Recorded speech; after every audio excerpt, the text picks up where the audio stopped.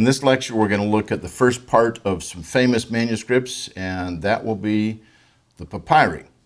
As you all know, papyri were manuscripts that were written on papyrus. That is how they are defined, but other manuscripts are not defined by the kind of material that they're written on. They're defined by the letters that are used or the kind of genre that the manuscript is. We'll look at that material later. But let's just talk about these New Testament papyri to begin with. Almost all of our New Testament papyri were discovered after the 20th century began. Westcott and Hort, the scholars who came up with a new view of the text in 1881 that was immediately considered a classic and it influenced scholars throughout the globe, really had access to one papyrus, and it didn't factor into how they thought about the text at all. To date, 127 New Testament papyri have been cataloged.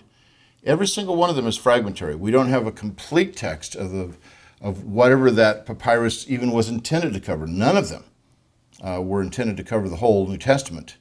We do have some that seem to have been all four Gospels and even Acts in one papyrus, but you don't have the whole thing there. Probably the closest we have to a complete papyrus is P46 that has 9 of Paul's letters in it. And yet even there we're missing some of the material. Well, altogether our papyri contain about half of the New Testament, and they date from the 2nd century. We actually do have some papyri, more than one, from the 2nd century, from within 100 years of when the New Testament was completed, all the way through the 8th century at the very latest. Now, within 125 years of the completion of the New Testament, the papyri that we have today that go back to within that time period cover more than 43% of the New Testament verses. So all of the papyri through the 8th century cover about half of the New Testament, but we cover almost half within 125 years of the writing of the New Testament. That's very significant. Their importance is especially their date, because they become the earliest witnesses much of the time. More than half of them are written from the 4th century or before. They become the earliest witnesses to the text of the New Testament. And in that respect, they're extraordinarily helpful for us to think about other manuscripts that deviate from them or agree with them. When we have manuscripts from different locales that agree with these early papyri, that tells us that probably that was a text that circulated much earlier than any of the witnesses, may well go back to the original. And what they generally do is they confirm the superiority of the Alexandrian text. Now, it's important to note, not all of our papyri are Alexandrian. There are some that we might call mixed text. Some people would call that Caesarean, probably not exactly Caesarean. There are some that are most likely Western manuscripts. What's interesting is we don't have any papyri, or at least any of the early papyri, that we would call Byzantine. Only very late, and only one, maybe two of these manuscripts could we say is a Byzantine papyrus, only the very late ones. So it's not right to say, oh, look, this is the text that Egypt produced, and we know that's the land of the pharaohs, so it must be evil manuscripts. Because we have not just the Alexandrian text, but the Western and even the so-called Caesarean text seems to have been from that region, or at least we have manuscripts that were found there. Do we have Byzantine manuscripts from that region?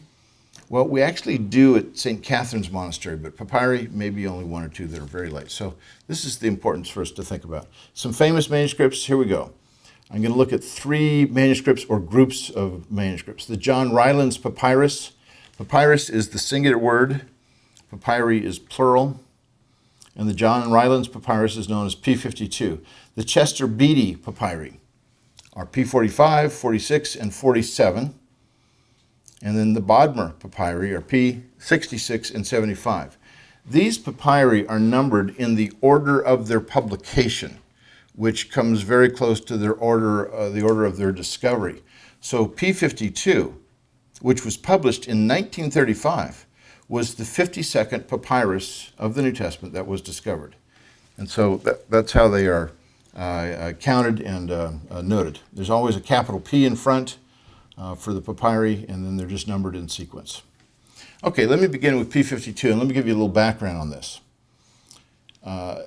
90 years before P52 was discovered, in the year 1844, in the volume, the Tübinger Jahrbuch, or the Tübingen Yearbook, F.C. Bauer, Ferdinand Christian Bauer, who was a scholar, a professor at the University of Tübingen in southern Germany, wrote an article in which, this is 1844, he wrote an article in which he basically adopted Hegelian dialectic and argued for that and applied it to the New Testament. You say, well, man, you're throwing all sorts of words at me. Tübinger Jahrbuch, F.C. Bauer, it's just too much, and especially Hegelian dialectic.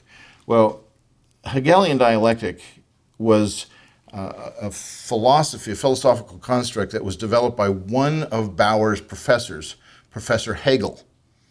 And you all know Hegelian dialectic by different words: thesis, antithesis, synthesis. We all know it that way.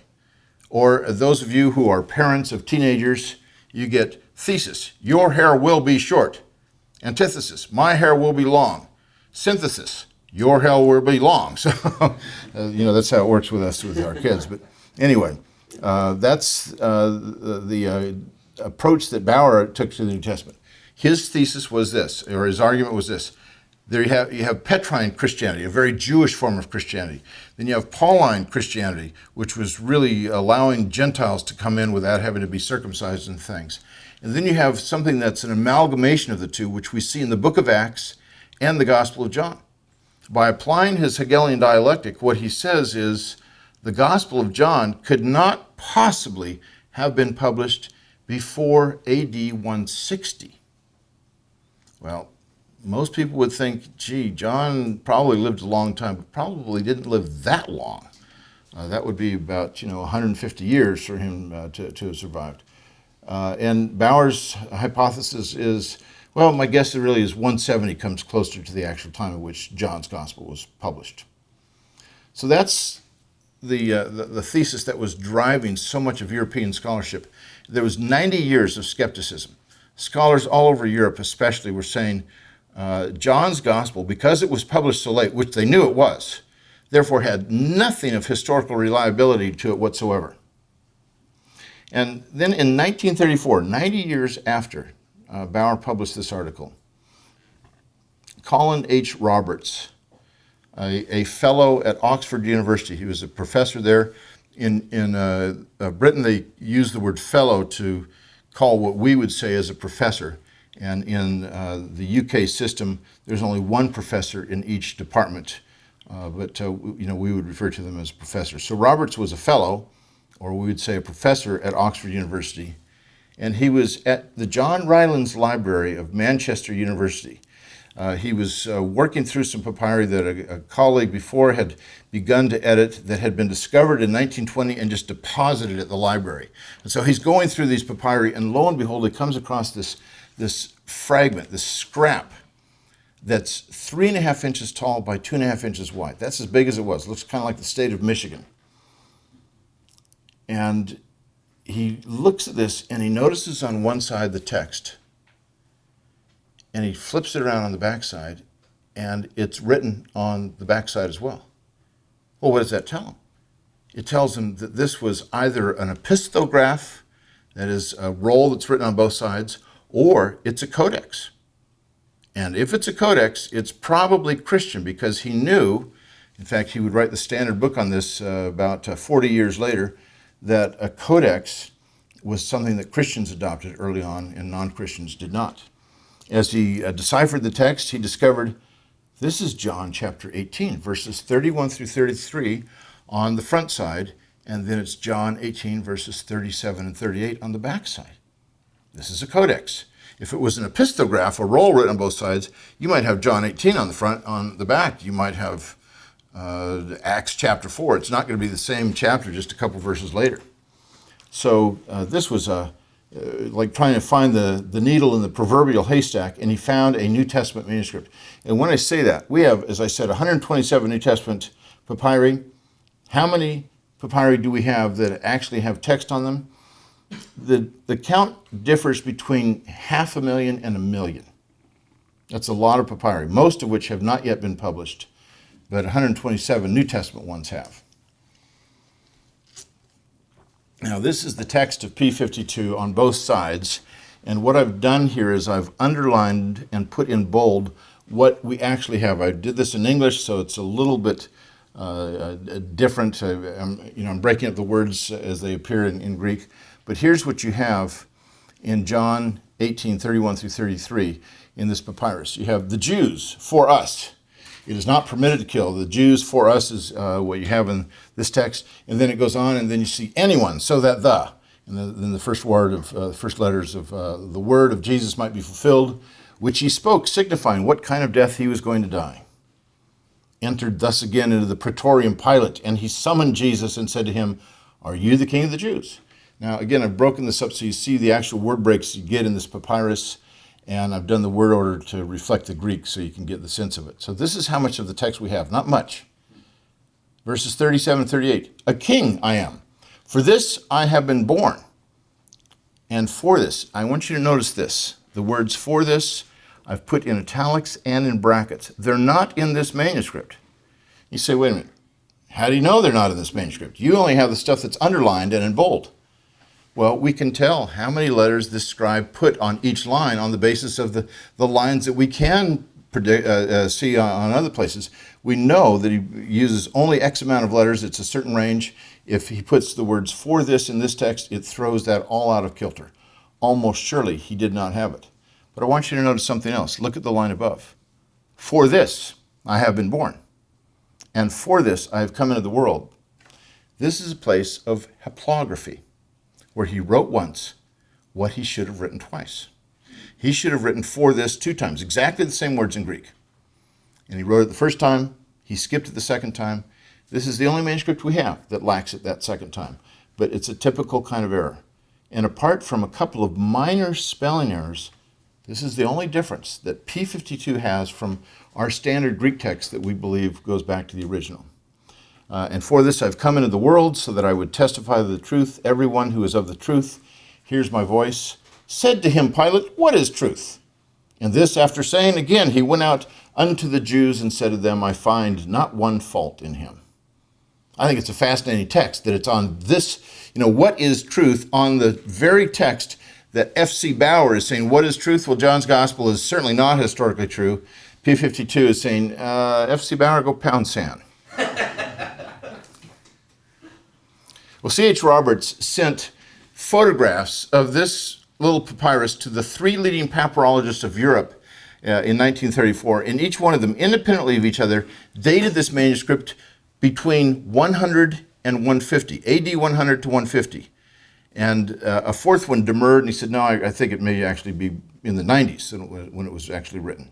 One wag said, when P52 was written, the ink of John's gospel was barely dry. So it's fascinating for us to think about this. He published this a year later as an unpublished fragment of the 4th gospel, and it became John Rylands' Greek papyrus number 457. It hangs in a beautiful frame in the library at Manchester University. And scholars have come to the conclusion about these early papyri that really we can't predict the date of a papyrus closer than about 50 years. That might be the span of time in which a scribe would be copying out a text. And so his handwriting would not change over a 50-year period. But we can certainly date it to about that range and say, most likely this is 100 to 150. What's interesting is the way these things are dated is scholars look at other manuscripts that actually have dates on them. Somebody might say, I'm writing this in the 3rd year of Augustus Caesar. Well, we can date that. We know when that happened. And so you've got some dated manuscripts that Roberts compared it to. Here he's doing this back in the 30s when papyrology was still an infant kind of a discipline. And to this day, nobody's been able to refute what he said. It's still the best work that's been done on this. He ended up being just an incredible papyrologist. The closest parallel that he discovered of any dated manuscript was Papyrus Phaeum 110, and the date of that was AD 94. That was the closest parallel. In terms of the letter formation and other things that you're looking for in this, the second closest one was Papyrus Oslo number 22, dated to the year 127. So to say this is 100 to 150 is really probably a conservative estimate. It may well be earlier. Some scholars say P52 dated to 125. Well, you can't be that precise. 100 to 150, I think, is a very conservative range. We could actually go earlier. But in 2005, a scholar by the name of Brent Nongby wrote in the Harvard Theological Review an article called The Use and Abuse of P52. And he said, you know, I'm not so sure we can really date it that early because I see some of these letters that are found in later manuscripts. And so he dated it to the late 2nd, maybe early 3rd century. And he basically said, we really can't use this for apologetic purposes, so we have no idea when John's Gospel was written. Kind of going back to shades of F.C. Bauer. But his parallels were only partial, not nearly as good as Robert's parallels, where he found many letters that were just at that time period that they were written. So I think what you have is this one scrap of papyrus, this fragment, sent 2 tons of European scholarship to the flames. And it reminds us of a line that William Lane had on his desk. A great New Testament professor had on this desk this little motto, an ounce of evidence is worth a pound of presumption. Bauer had 2 tons of presumption, and Roberts had an ounce of evidence that destroyed it. That's the significance of P52. Well, there's some other things that are significant about it. This is our earliest codex. It's the earliest manuscript we know of that was written as a codex, and it really strongly suggests that Christians adopted that form almost immediately.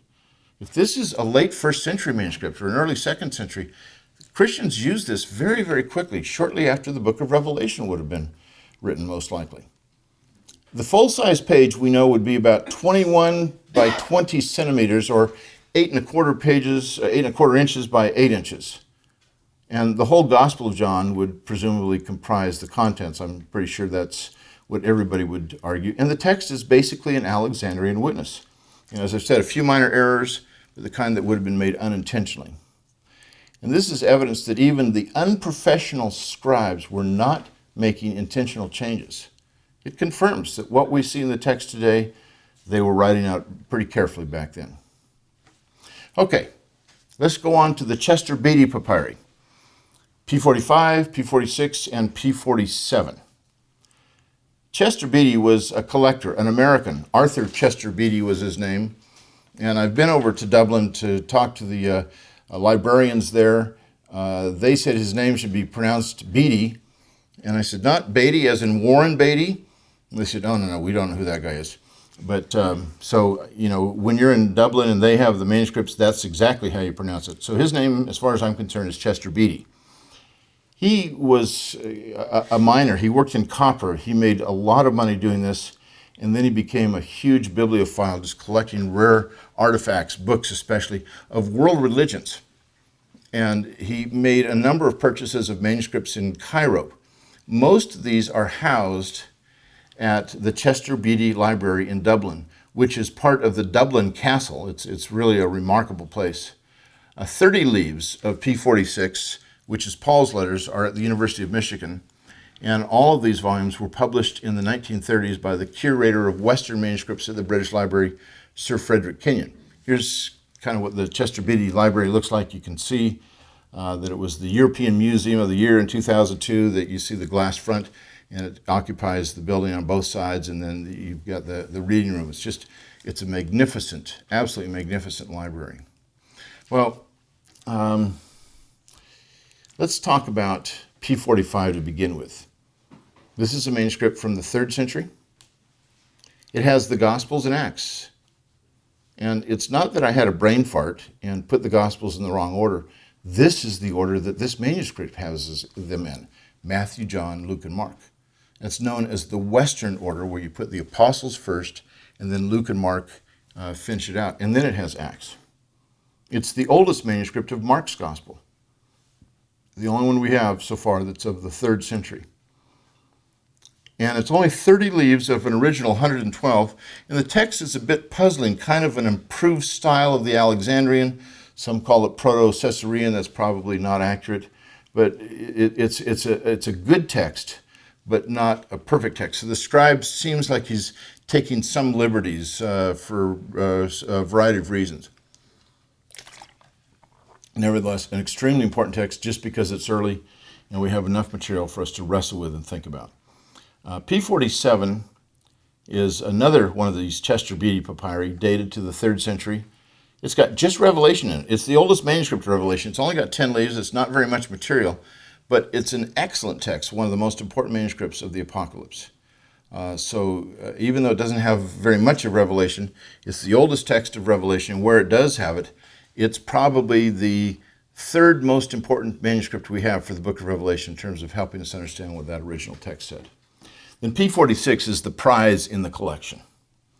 This is dated to about AD 200, right on the cusp between the 2nd and 3rd century. And it has Paul's letters in Hebrews. Why would it have Hebrews? Hebrews was always included with Paul's letters in the manuscript. And that's because at first people thought Paul wrote Hebrews, and so the scribes just had this tradition always of including Hebrews with Paul's letters. This is our oldest manuscript today of Paul's letters. I have held all of these leaves in my hand of P45, P46, and P47.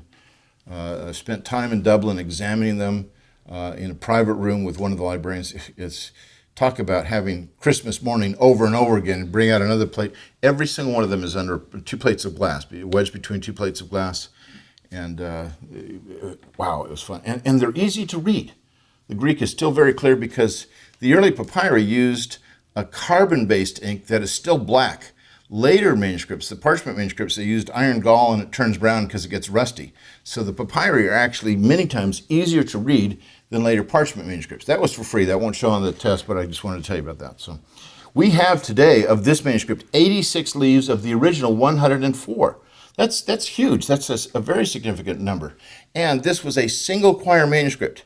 You had these 104 leaves, or basically 52 bifolio, laid down and then folded like that. Single quire. And so they had to trim the outside edges so that it would be flush on the outside. And then as you get to the inside pages, they're going to be narrower and narrower because of having to do it that way. The manuscript lacks 2 Thessalonians, we know where it would go, so there's no doubt that it had it. But it also lacks Philemon and the pastorals. Now, one of the interesting things is we know that at the end of this document, there would have been at least 7 more leaves that we don't have. And that's because of how the thing is numbered. And we can see part of a leaf, you actually got the pages numbered in this manuscript. And so you get page 1 on the front, or basically what you've got is it starts at Romans chapter 5 as the very first leaf, and it's numbered. So we know how many leaves it had before Romans 5, and then you get to the other part of that folio at the end, you say, oh, it's got another 7 leaves at the end. What would have gone there? Well, there have been a number of hypotheses. Some say 7 blank pages. Some say Philemon would have definitely gone there. But virtually nobody says the pastoral epistles, 1st and 2nd Timothy and Titus, would have gone there. Why not? There's not enough room for them. It's 7 leaves.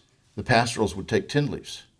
So there's been all sorts of issues about how do we deal with this? What are we going to do with these this manuscript? Did this scribe know about the pastoral epistles? Did Paul really write them? This is a manuscript that has caused all sorts of problems of thinking through those issues. What's interesting is that the scribe begins to shrink his letters per line. He puts more letters per line as he gets to the end. So he has quite a bit of more material in the last few pages than he does in the first few, the 2 sections that you should combine or compare because they're both having the same length on the page. And so it seems as if this scribe is saying, oops, I didn't make enough room for the pastoral epistles. But at the end, he finally may have realized, I still don't have enough room, and I suspect he may have put the pastorals in a different document that we don't have. But it's fun to speculate on these things, very important for us to think about. Scholars take this very seriously, but to say that he didn't know about the pastorals or didn't think they were authentic, I think is a pretty specious argument because all of our patristic testimony, there's no shred of any doubt about this. Paul wrote the pastoral letters. We have scholars today who say Paul didn't write them, but you don't have any church father who says that. There is a universal testimony going back to the earliest times. Here's a leaf from Ephesians chapter 1, and what's interesting, it says Pros Ephesius to the Ephesians, and it has at the top of the page the actual page number. Very rare in these ancient manuscripts. Here's what it says in the second line. Well, it starts out by saying Paulos Apostolos, Paul, an apostle. Then you see this, it looks like an X and a P and a Y. That's a chi, rho, upsilon. That's the word Christou, of Christ. Paul, an apostle of Christ, Jesus, through the will of God. And then it says, what I've got in red here, to the saints who are and are faithful in Christ Jesus. You see how easy this is to read? I mean, you don't even need to know Greek. You can still read it. It's pretty amazing. But to the saints who are and are faithful. Well, that doesn't, what do you mean, the saints who are? Like the saints who exist? Most translations, the passage reads, to the saints who are in Ephesus and are faithful. This doesn't have those two words, in Ephesus. This manuscript and Codex B, Vaticanus, says, to the saints who are and are faithful. Well, how do we explain this? Ephesians, we know, is a circular letter. It was not sent just to one church. It was sent for all of the churches of Asia Minor. How do we know that? There's no personal comments about the people there. Paul seems to be writing something as if he may or may not know the churches. Almost all scholars would say this was meant for a broad group. And so in Ephesus makes it too particular. But the omission makes no sense. So what's right? Or is either one of them right? Or are both of them right? If you look at Colossians chapter 4, verse 16, Colossians was a book that Paul wrote along with Ephesians, sent out at the same time. And Paul says, have the letter that was sent to Laodicea read here, and have your letter read in Laodicea. Well, we may or may not have that letter to the Laodiceans anymore. Marcion talks about the letter to the Laodiceans, and what he means by it is Paul's letter to the Ephesians. From Rome, where Paul was when he wrote Ephesians and Colossians, if you get into Asia Minor, your port of entry is Ephesus. That was the major town. And if you go counterclockwise along these churches that Paul would have written to, Laodicea is between Ephesus and Colossae. And so going counterclockwise from Ephesus, you go to Laodicea, then you go to Colossae. If Ephesians was meant to be a circular letter, then Paul is probably telling the Ephesians, when you get this letter, I want you to personalize this so that your congregation knows I'm really writing it to you guys as well. So put in the words, in Ephesus. And then he says to Tychicus, and then when you take this letter to Laodicea, I want you to tell them to put in the words, in Laodicea. And so as they go through the whole Lycus Valley and all the rest in Asia Minor, these guys are supposed to put in their address, so it's a personalized letter. You know, you get emails that personalize. How do they know this? This guy's sending out 10,000. There's programs that do that. Back then, you had secretaries in the churches who would write that in. So I take it that in Ephesus and blank are both authentic. This is the only place where I would say that we have a reading in the New Testament manuscripts where it's a reader response inspired reading. It's what the readers are supposed to put into the text that makes it what the inspired text is. In other words, in Ephesus is correct, and a blank there for other churches is also correct. That's how I'm reading this. So our two earliest and most important manuscripts for Ephesians 1:1 lack any location, but the rest have it, except, of course, for Marcion, and I think there's one other. Clement doesn't have anything here. It's fascinating to think about, though. Well, for our next lecture, we will talk about the Bodmer Papyri, and we'll leave it at these papyri for this one. Thank you. The greatest stories, the greatest events, the greatest people, the personalities, struggles, bad guys, good guys, all kinds of stuff are filled in our heritage. But most importantly, our heritage is about finding God. Because we believe that we, as Tim prayed earlier, are indwelt by the Holy Spirit. We believe that there have been many people before us that have been indwelt by the same Holy Spirit, and that we have a connection, a spiritual DNA, if you will, that we go back and we find that, and we find inspiration, we find hope, and we find the challenges that they've gone through, and we don't have to relive things and the mistakes of the past. Yeah.